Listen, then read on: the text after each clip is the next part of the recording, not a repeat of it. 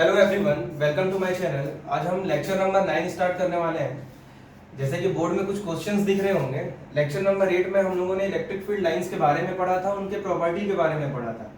तो जिन लोगों को प्रॉपर्टीज के बारे में भी नॉलेज नहीं है, जो लोग properties of electric field line नहीं पढ़े हैं, तो प्लीज वो पढ़ लें। वो पढ़ने के बाद ही ये सारे क्वेश्चंस बन सकते हैं, वरना नहीं बन पाएंगे। ठीक है, तो लेक्चर नंबर 8 को पहले देख लें, तभी ये सारे क्वेश्चन आसानी से बन जाएंगे। ठीक, तो स्टार्ट करते हैं। कुछ क्वेश्चंस हैं, सारे के सारे क्वेश्चंस बोर्ड में आ चुके हैं एग्जाम में। ठीक है, तो बोर्ड एग्जाम के क्वेश्चंस है, कोई 1 मार्क्स के हैं, कोई 2 मार्क्स के। लेकिन 1 मार्क्स 2 मार्क्स ठीक है, छोटे छोटे नंबर होते हैं लेकिन काम के भी होते हैं। ठीक है, 1 मार्क्स 2 मार्क्स भी नंबर ही है। तो देखते हैं हम लोग आगे। तो पहला क्वेश्चन है, draw electric field lines for isolated positive charge. एक पॉजिटिव चार्ज होगा जो आइसोलेट होगा, मतलब घिरा हुआ होगा, बंद होगा। या फिर बोल रहा है इलेक्ट्रिक फील्ड लाइन ड्रॉ करो Q ग्रेटर देन 0। ये बताया भी था वैसे में, Q ग्रेटर देन 0 का मतलब ही हो गया ये पॉजिटिव हो गया। ठीक है, Q ग्रेटर देन 0 का मतलब हो गया पॉजिटिव। तो एक पॉजिटिव के लिए अगर हम लोगों को इलेक्ट्रिक फील्ड लाइन ड्रॉ करना है, ये रहा प्लस आइसोलेट हुआ, इसको मैं Q भी लिख दूं ऐसे करके प्लस Q। ठीक, तो ये आइसोलेट है, घिरा हुआ है। इसके लिए हम लोगों को बोला गया है कि इलेक्ट्रिक फील्ड लाइन ड्रॉ करो। तो प्रॉपर्टी नंबर 1 हम लोग यूज करने वाले हैं। एक पॉजिटिव चार्ज से इलेक्ट्रिक फील्ड लाइन स्टार्ट होता है, निकलता है आउटवर्ड। इलेक्ट्रिक फील्ड लाइन का डायरेक्शन किधर होता है, इलेक्ट्रिक फील्ड का डायरेक्शन किधर होता है, तो आंसर है आउटवर्ड होता है। तो देखना अपन बना रहे हैं, ये निकला आउटवर्ड, ये निकला आउटवर्ड, इधर से आउटवर्ड, ये सारे आउटवर्ड निकल रहे हैं। ठीक है, तो ये तो पिछले लेक्चर में किए भी थे अपन। तो ये इसका आंसर हो गया। इसी को अपन बोलते हैं Q ग्रेटर देन 0, पॉजिटिव। ठीक है, तो ये क्वेश्चन जस्ट इसका अपोजिट है। इसमें बोला गया है कि नेगेटिव चार्ज के लिए बताओ। तो हम लोग पढ़े थे कि नेगेटिव चार्ज में जो इलेक्ट्रिक फील्ड का डायरेक्शन होता है वो इनवर्ड होता है, अंदर की तरफ। एरो को बस चेंज करना है। ये रहा -Q। ठीक है, तो इसके कारण अगर अपन इलेक्ट्रिक फील्ड लाइन ड्रॉ करने वाले हैं तो कैसे ड्रॉ करेंगे, पहले तो ये बना लिए अपन। ठीक, बस एरो को क्या करना है, चेंज करना है, इनवर्ट। एरो अंदर की तरफ जाएगा, डायरेक्शन अंदर की तरफ होता है इलेक्ट्रिक फील्ड का माइनस के लिए। ठीक है, तो ये लेक्चर नंबर 8 बहुत इंपॉर्टेंट हो जाता है हम लोगों के लिए। लेक्चर नंबर 8 अगर अपन अच्छे से पढ़े तो सारे आंसर्स दे सकेंगे। ठीक, तो ये 1 और 2 का सॉल्यूशन तो बहुत आसानी से हो गया। थर्ड में आते हैं। ठीक, देखना थर्ड में क्या बोलता है, स्केच करना है इलेक्ट्रिक फील्ड लाइन दो पॉजिटिव चार्ज के लिए। तो दोनों इस बार पॉजिटिव दिया हुआ है, Q1 भी पॉजिटिव है और ये Q2 भी पॉजिटिव। तो इसके लिए हम लोगों को ड्रॉ करना है इलेक्ट्रिक फील्ड लाइन। और ध्यान ये रहे कि इलेक्ट्रिक फील्ड लाइन जब हम लोग ड्रॉ करते हैं तो वो साइमेट्रिक हो, लगभग एक जैसा दिखे, बराबर हो। तो इसको कैसे ड्रॉ करेंगे देखना। मान लेते हैं ये प्लस चार्ज, ये भी प्लस चार्ज वैसे दिया हुआ है प्लस चार्ज। तो प्लस चार्ज से यहाँ से अगर इलेक्ट्रिक फील्ड निकला, ये अगर निकला तो ये ऐसा चला गया। फिर से देखना, ये इलेक्ट्रिक फील्ड लाइन कर्व भी हो सकता है, स्ट्रेट लाइन भी हो सकता है। तो ये ऐसा निकला, तो इधर से भी ऐसा निकलेगा। अब दोनों टकराएंगे नहीं, याद रखना। अपन पढ़े थे ना प्रॉपर्टी नंबर 7, बहुत ही इंपॉर्टेंट था। Two electric field lines never intersect each other, कभी टकराएंगे नहीं। वैसे कि दोनों प्लस नेचर के इलेक्ट्रिक फील्ड लाइन दोनों प्लस वाले के कारण आपस में रिपल करेंगे, दूर जाएंगे एक दूसरे से, टकराएंगे नहीं। ये ऐसा और ये ऐसा टकराएगा कभी भी नहीं। ठीक है, पॉसिबल नहीं होता। तो इसका डायरेक्शन में ऐसा बना है। ठीक, अगर यहाँ से इलेक्ट्रिक फील्ड लाइन ऐसा निकला तो यहाँ से इलेक्ट्रिक फील्ड लाइन कुछ ऐसा निकलेगा। थोड़ा और पास बना देते हैं, थोड़ा अच्छा दिखेगा बस। ये अगर ऐसा निकला तो यहाँ से ऐसा निकलेगा, टकराएगा नहीं। तो इसका एरो भी बहुत इंपॉर्टेंट है, दोनों प्लस चार्ज है इसलिए एरो बाहर की तरफ। ठीक, हो सकता है यहाँ से ऐसे निकले तो ये इधर से भी ऐसे निकले, ऐसा। ठीक है, ऐसा भी निकल सकता है, तो ये ऐसे भी निकल सकता है। ठीक, ये इधर भी जा सकता है, ये इधर भी जा सकता है। और भी बनाना चाहो तो बना सकते हैं, फर्क नहीं पड़ता। तो ये आंसर कंप्लीट हो गया। रिपल कर रहा है और ये तो इधर निकल रहा है, तो वैसे भी इस वाले से ये वाला दूर जा रहा है, ये इधर जा रहा है, ये इस तरफ, ये इस तरफ, दूर जाते जा रहे हैं। ठीक, तो प्लस चार्ज के कारण इलेक्ट्रिक फील्ड का डायरेक्शन हमेशा एरो बाहर की तरफ बनेगा और कोई भी इलेक्ट्रिक फील्ड लाइंस आपस में टकराएंगे नहीं, ये भी ध्यान रखना। ठीक, इसके बाद हम लोगों को करना है क्वेश्चन नंबर 4। इसमें बोलता है कि इलेक्ट्रिक फील्ड लाइन ड्रॉ करो, लेकिन इस बार दो चार्ज होंगे, वो इक्वल तो होंगे लेकिन अपोजिट होंगे। मींस एक अगर प्लस Q है तो एक माइनस Q होगा। इसके लिए ड्रॉ करना है हम लोगों को। इसका सॉल्यूशन देखते हैं।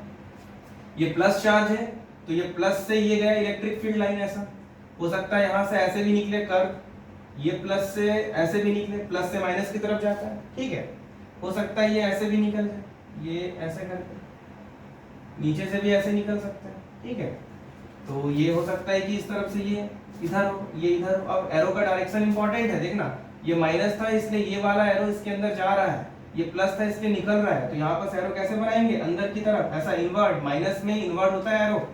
अगर ये और भी अगर निकालते हैं ऐसे ऐसे, ये ऐसे, ये ऐसे, कितना भी अपन निकाल सकते हैं, बस सिमेट्रिसिटी बना के रखना है। तो ये एरो तो बाहर की तरफ कर देंगे क्योंकि ये प्लस चार्ज है, तो ये प्लस चार्ज से जितने भी इलेक्ट्रिक फील्ड लाइंस गए हैं सबका एरो बाहर है। लेकिन अगर अपन माइनस चार्ज को देख रहे हैं, जितने भी इलेक्ट्रिक फील्ड लाइंस है वो इनवर्ट है, डायरेक्शनल अंदर की तरफ। तो ये बहुत आसान सा, और भी बनाना चाहो तो ऐसे, ये इधर निकला ये, तो इधर से अपन ऐसे बना सकते हैं, ठीक है। तो ये इलेक्ट्रिक फील्ड लाइंस ड्रॉ हो गया। तो ये बहुत ही आसान सा था, ये सारे के सारे बोर्ड में आए हुए क्वेश्चन है, ये बहुत आसान होता है। तो ये क्वेश्चन नंबर 4 हुआ। अब हम लोग क्वेश्चन नंबर 5 में आते हैं। इसमें लिखा हुआ है determine the ratio of magnitude of two charges. Magnitude बताना है दो चार्जेस का, मींस अपने को Q1 अपॉन Q2 का मैग्नीट्यूड का रेशियो बताना है, ये कितना, ठीक है। इसके लिए बताना है, इस डायग्राम को देख करके बताना है। तो फिर से इलेक्ट्रिक फील्ड लाइंस का प्रॉपर्टी नंबर 4 पे अपने को याद करना।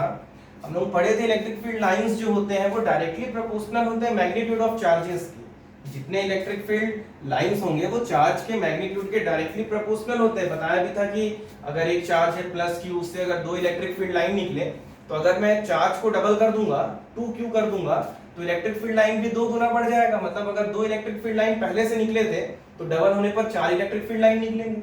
अगर पहला चार्ज Q है, उससे अगर 4 इलेक्ट्रिक फील्ड लाइन निकल रहे हैं तो चार्ज को अगर मैं बढ़ाऊंगा डबल, 2Q कर दूंगा, तो इलेक्ट्रिक फील्ड लाइन भी डबल हो जाएंगे, मतलब 4 का 8 हो जाएगा। प्रॉपर्टी नंबर 4 में हम लोग पढ़े भी थे ऐसा। तो जो लोग नहीं देखे हैं प्लीज देख लें, इससे पहले के ही लेक्चर में मिलेगा, लेक्चर नंबर 8 में, ठीक है। तो अपने को इस क्वेश्चन में मैग्नीट्यूड बोल रहा है। अब देखना एक जनरल चीज का बात करते हैं, मान के चलना अगर ऐसी इस टॉपिक से थोड़ा अलग बात करते हैं, अगर A directly proportional to B है तो इसको हम लोग ऐसे लिख सकते हैं ना, A equal to KB, proportional का साइन हटाते हैं तो इक्वल टू और कांस्टेंट लगाते हैं, मान लेते हैं कि ये कांस्टेंट है। अगर एक और देखते हैं C directly proportional to D है तो C इक्वल टू KD लिखेंगे। अगर मैं ये वाला इक्वेशन 1 बोल दूं, ये इक्वेशन 2 दोनों को अगर मैं डिवाइड कर दूं तो A upon C equal to KB upon KD बचेगा, तो K कट गया, तो AC A upon C equal to B upon D, ऐसा कुछ आएगा। तो ऐसा हम लोग क्यों बताया, देखना ऐसा इसलिए बताया क्योंकि जो इलेक्ट्रिक फील्ड लाइंस होते हैं वो डायरेक्टली प्रोपोर्शनल टू चार्ज होते हैं। तो जो जिसके प्रोपोर्शनल में होता है लास्ट में वही दोनों का रेशियो भी बचता है। देखना A और B प्रोपोर्शनल थे, C और D भी प्रोपोर्शनल थे, तो A के अपॉन में C आ गया, मतलब ये दो चार्ज है, समझ लेना Q1 Q2 है, और ये B और ये D है, समझ लेना इलेक्ट्रिक फील्ड लाइन है। ये चार्ज है, ये चार्ज का मैग्नीट्यूड समझना, ठीक है, ये चार्ज का मैग्नीट्यूड है, ये दोनों चार्ज के मैग्नीट्यूड हुए, और ये क्या है, ये चार्ज का मैग्नीट्यूड, तो ये number of electric field lines हुए। तो अगर इनको अपन इस टाइप में लिख रहे हैं तो लास्ट में बच क्या रहा है, देखना ये ऐसा, मींस A और C को मैं अगर चार्ज बोल दिया Q1 Q2, तो ये Q1 अपॉन Q2 का जो मॉड आएगा number of electric field line के रेशियो के बराबर आएगा। तो इसको कैसे अप्लाई करेंगे, देखना इसमें सिंपल से क्या, अगर ये समझ नहीं भी आया तो कोई बड़ा चीज नहीं है, बड़ा आसानी से हम लोग कर सकते हैं डायग्राम देख करके, ये समझ आए ना आए फर्क नहीं पड़ेगा। देखना कैसे सॉल्व करेंगे, बड़ा आसानी से सॉल्व हो जाता है। हम लोग को क्या करना है, Q1 ऊपर में Q2, क्योंकि रेशियो पूछ रहा है ना Q1 Q2 का, तो हम लोग को क्या गिनना है, Q1 के पास जा करके गिनना है कितने इलेक्ट्रिक फील्ड लाइंस है। तो देखना यहाँ से एक इलेक्ट्रिक फील्ड लाइन, 2, यहाँ से 3, ये 4, ये 5, तो Q1 से कितने इलेक्ट्रिक फील्ड लाइंस निकले हैं, 5, तो लिख दिया मैं 5। ये डिवाइड था, डिवाइड लगा दिया। अब हम लोग के पास ये Q2 दिया हुआ है, यहाँ पर देखते हैं कितने इलेक्ट्रिक फील्ड लाइन है। देखना ये एक आया अंदर, इसको कंसीडर करेंगे ना, इसके लिए तो बाहर निकल रहा है लेकिन इसके लिए ये अंदर आ रहा है, तो ये 1, ये 2, ये 3, 4, 5, 6, 7, 8, 9, 10, तो टोटल कितने हैं Q2 के लिए 10, तो Q2 के सामने में 10 लिख दिए। ये दोनों को डिवाइड करेंगे, कट गया 2 टाइम्स, तो ये 1/2, ये हो गया आंसर। ठीक है यहाँ तक। तो ये जो मैं बताया था अगर वो भी नहीं बनता, फर्क नहीं पड़ता, सिंपल क्या है Q1 अपॉन Q2, तो Q1 को देखो, Q1 से कितने इलेक्ट्रिक फील्ड लाइन निकल रहे हैं ऊपर लिखो, Q2 को देखो वहां कितने इलेक्ट्रिक फील्ड लाइन है, दोनों को डिवाइड कर दो, आंसर आ जाएगा। ठीक, ये बहुत सिंपल सा होगा। क्वेश्चन नंबर 6 को देखते हैं। क्वेश्चन नंबर 6 में क्या दिया हुआ, एक डायग्राम ड्रॉ करके हम लोगों को पहले से दिया हुआ है। अब हम लोगों को बोलता है कि बताओ Q1 Q2 का साइन क्या होगा, प्लस होगा कि माइनस। बहुत सिंपल सा है, जहां से एरो निकल रहा होगा वो प्लस होगा, और जहां पर एरो अंदर जा रहा होगा मतलब इलेक्ट्रिक फील्ड लाइन इनवर्ट होगा वो क्या होगा, माइनस होगा। तो हम लोगों को आंसर ऐसा देना पड़ेगा, पहले तो देख लेते हैं आउटवर्ड कहां से, Q1। तो हम लोग को आंसर में लिखना पड़ेगा Q1 is positive because electric field is outward. ठीक है, इलेक्ट्रिक फील्ड इज आउटवर्ड या electric field line is outward, क्योंकि इलेक्ट्रिक फील्ड लाइन जिधर होगा उधर ही तो इलेक्ट्रिक फील्ड का भी डायरेक्शन है। ठीक, तो इलेक्ट्रिक फील्ड लाइंस आउटवर्ड है। अगर Q2 को देखेंगे तो इसमें इलेक्ट्रिक फील्ड लाइन क्या इन कर रहे हैं, तो लिखेंगे Q2 is negative charge because electric field lines या इलेक्ट्रिक फील्ड इज इनवर्ड। ठीक है, तो ये हो गया आंसर नंबर 6। तो ये बहुत आसानी से सॉल्व हो जाता है। ठीक, तो ये कुछ क्वेश्चंस आए हुए थे, अब कुछ छोटा छोटा बेसिक कॉन्सेप्ट समझते हैं हम लोग। ठीक, इसको मैं मिटा रहा हूँ इधर वाले को। तो कुछ बेसिक कॉन्सेप्ट में देखते हैं हम लोग क्या क्या चीज है।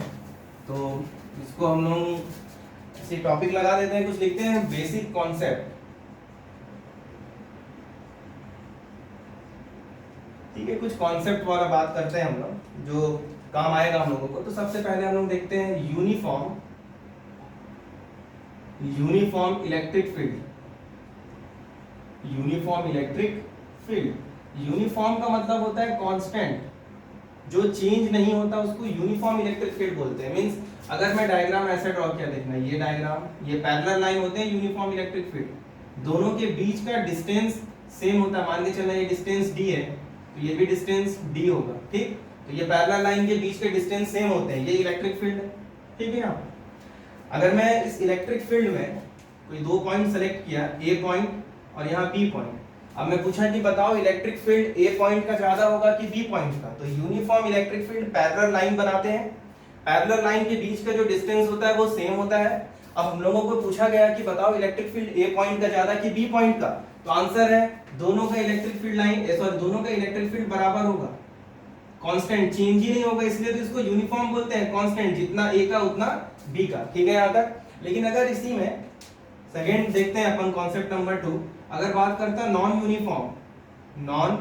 Uniform electric field, non uniform electric field, इसको मैं जब हम लोग properties of electric field line पढ़ रहे थे उसमें भी बताया था कैसे देखना। अगर नॉन यूनिफॉर्म मतलब अगर चेंज हो रहा, देखना ऐसे गया, कोई ऐसा टेढ़ा हो गया, कोई और ऐसा चला गया, देखना बराबर डिस्टेंस नहीं है, डिस्टेंस एकदम अलग अलग है सब जगह, ऐसा बताया भी था। फिर हम लोग क्या करते हैं, मान लेते हैं यहाँ पर मैं एक पॉइंट ले लिया A, यहाँ पर एक पॉइंट B, तो अब हम लोग से पूछा गया कि बताओ A का इलेक्ट्रिक फील्ड ज्यादा है कि B का, तो आंसर होगा A का। एक प्रॉपर्टी था, property number 5, closer the electric field line greater या फिर stronger is the electric field.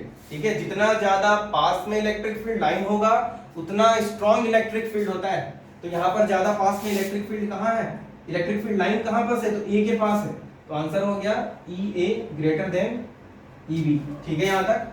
तो ये नॉन यूनिफॉर्म का मतलब भी क्लियर होना चाहिए और यूनिफॉर्म का मतलब भी क्लियर होना चाहिए।